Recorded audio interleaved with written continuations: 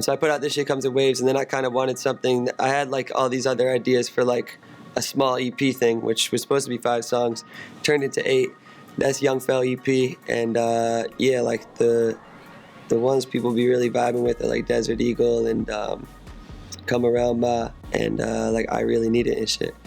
My favorite ones like to record, I mean, Desert Eagle just happened in like a flash. Like one day we were just sitting in a family room and Joe sent us this beat, and I came up with the melody and just worked it through, and then wrote verses, scrapped verses, threw new ones on, freestyled a lot on it, and then just like had this product, and people have been really liking that one, so that one's been tight.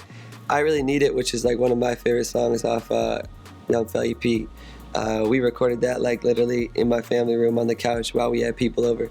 So you could hear like people in the background like clinging bottles and shit. There was only like 6 people, but just like our really good friends, and we made the beat on the spot in front of them, and then I was like, I had like these 2 weeks where I would just like plug in the mic and turn on auto-tune and just be like, people were trying to talk to me, I would just be like singing and mumbling and auto-tune back to them, and they're like, oh, he's still in auto-tune? He's like, yo bro, it's been fucking 11 days, like come outside.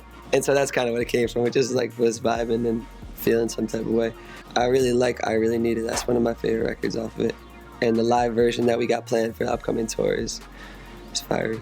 I think the stuff that I'm working on right now is it just keeps getting better. So like I'm always on to my next stuff. But looking back at that one, yeah, man, that one was definitely like a step in maturity that I feel like my music needed, and you can hear the sound. Like I'm just growing up, and like this is a time where I'm experiencing and taking in a lot, and so I also feel like I need to like release and put out a lot of that. And so I think Young Felly EP had like a lot of just like necessary things I needed to tell about myself, and so yeah, I think I laid it out pretty well.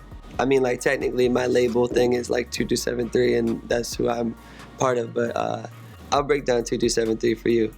It's like our team, our conglomerate. The numbers come from the dorm room that we all met at. And so freshman year, we all met in room 2273. And everyone would be like, come to 2273. And you go and kick it, make beats, create. And then we just started building and creating content out of there. And then things started just moving along. We want to make a label.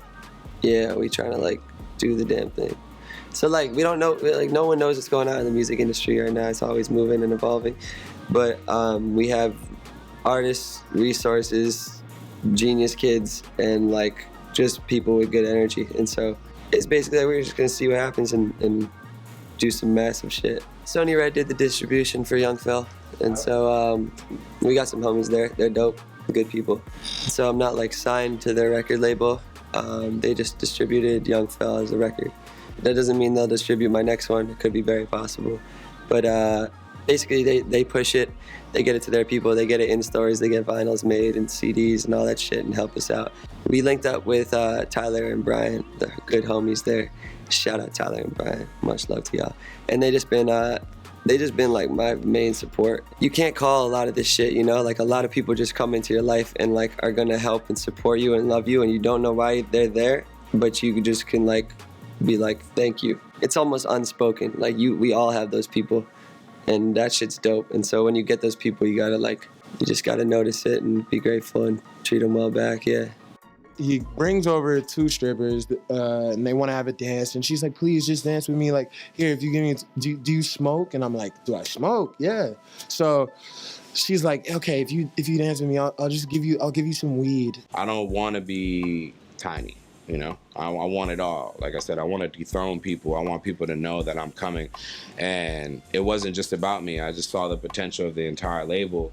And every time like I had a great idea, I felt like it just wasn't on their list of things to do. I've had moments where I was just like, fuck it, man, I'm in debt, you know what I'm saying? I gotta get a job, I gotta, you know what I'm saying? I gotta stop with the music, you know what I'm saying? I've had plenty of moments like that, but honestly, this is what I'm passionate about, and what is success without struggle?